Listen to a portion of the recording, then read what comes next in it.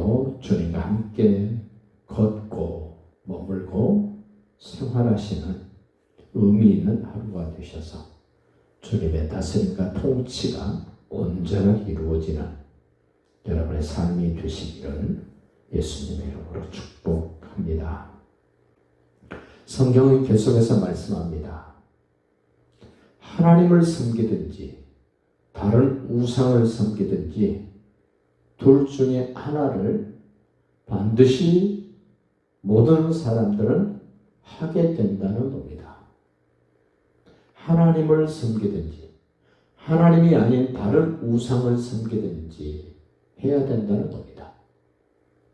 내가 하나님의 사람이라면 하나님을 섬기지 않을 때 하나님은 반드시 나에게 진노하시고 나를 채찍하시고 나로 하여금 하나님을 향할 수 있도록 만드신다는 것을 성경은 말씀합니다. 버리운 자는 하나님을 떠나든 우상을 섬기든 내버려 둡니다. 내버려 둡니다. 세상 사람들이 좋아하는 말, 일반적인 사람들이 좋아하는 말, 나 좀 내버려 두세요. 나쁜 자식들이 부모에게 하는 말, 엄마 아빠 나 좀 내버려 주세요. 학교에서 학생들, 삐뚤어진 학생들, 선생님이 뭐라고 야단치고 공부하라 그러면 선생님 나 좀 내버려 주세요. 신앙생활하면서 신앙이 잘못된 사람들, 목사가 간섭하고 권면하고 찾아가고 하면 목사님 나 좀 내버려 두세요. 내버려 둬서 좋아질 게 있습니까? 농사하시는 분들 늘 얘기합니다. 논밭에 있는 그 곡식들은 주인의 발소리를 듣고 여물어 간다. 열매가 되어 간다 그럽니다. 그만큼 돌봐줘야 된다는 겁니다. 행여 우리 마음속에 하나님 제발 나 좀 내버려 두세요 라는 마음이 든다면 심각하게 한번 생각해 보십시오. 오늘 6절 보실까요? 이스라엘 자손이 다시 여호와의 목전에 악을 행했다. 반복적으로 이스라엘 백성들이 하나님 앞에 악을 행합니다. 그 악이 무엇인가를 소개를 합니다. 바알들과 아스타롯과 아람의 신들과 시돈의 신들과 모압의 신들과 암몬 자손의 신들과 블레셋 사람의 신들을 섬기고 여호와를 버리고 여호와를 섬기지 아니한 것, 그게 악이랍니다. 하나님을 버리고 다른 신에게로 가버리는 것, 하나님을 마땅히 섬겨야 되는데 섬기지 않는 것을 성경은 악 그럽니다. 그러자 직접 하나님이 어떻게 하십니까? 여호와께서 이스라엘에게 진노하셨다. 복의 대상으로 하나님이 성별하셨는데 진노의 대상으로 바뀌어버립니다. 하나님 때문이 아닙니다. 내 생각, 내 행동, 내 삶 때문에 하나님이 나에게 진노를 쏟아붓습니다. 하나님의 진노의 도구로 쓰여진 그 사람들은 하나님이 버렸던 사람들, 이 블레셋 사람, 암몬 사람, 그들에게 이스라엘 백성들을 넘기셨다, 파셨다. 얼마나 하나님이 속상하셨을까요? 얼마 동안 넘겼는가? 18년 동안 억압받게 했다.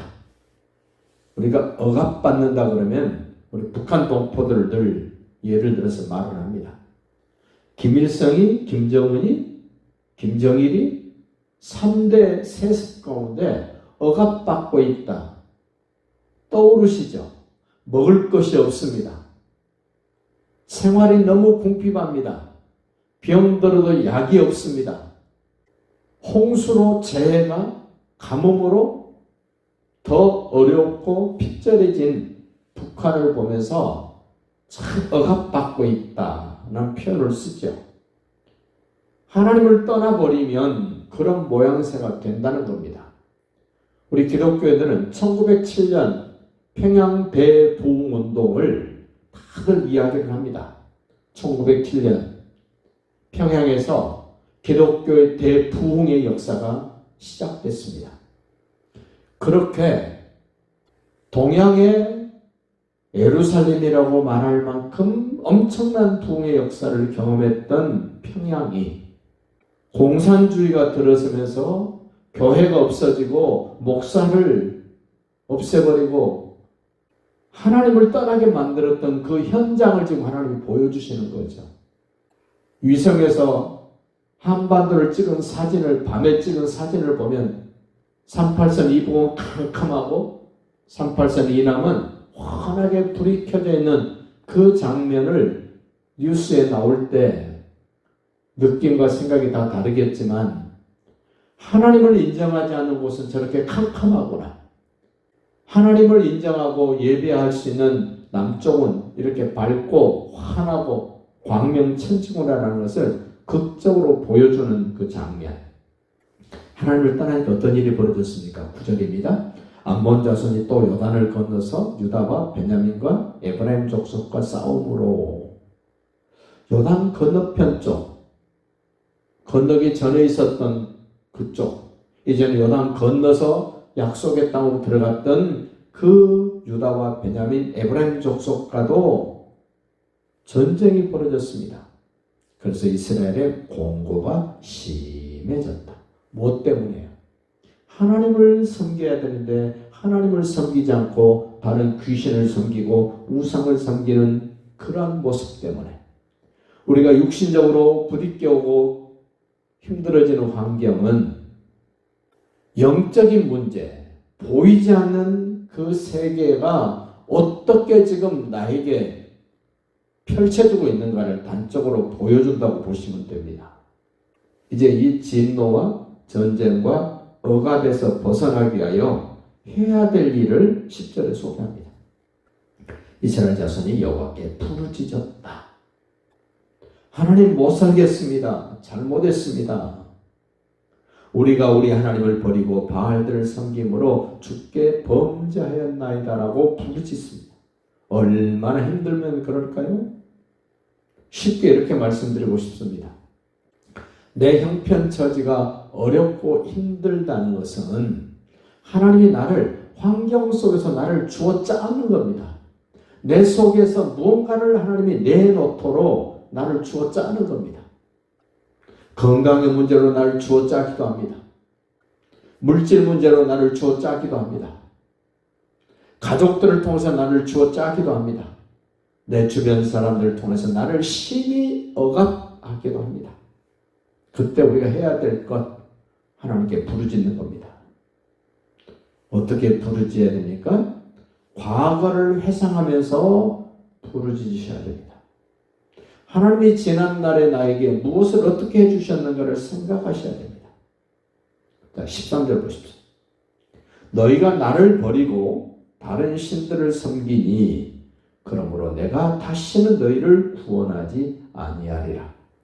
하나님의 의지, 하나님의 의도하심이 분명함에도 불구하고 하나님 언약 백성들이 하나님께 부르짖었더니 하나님이 마음을 바꿔주세요.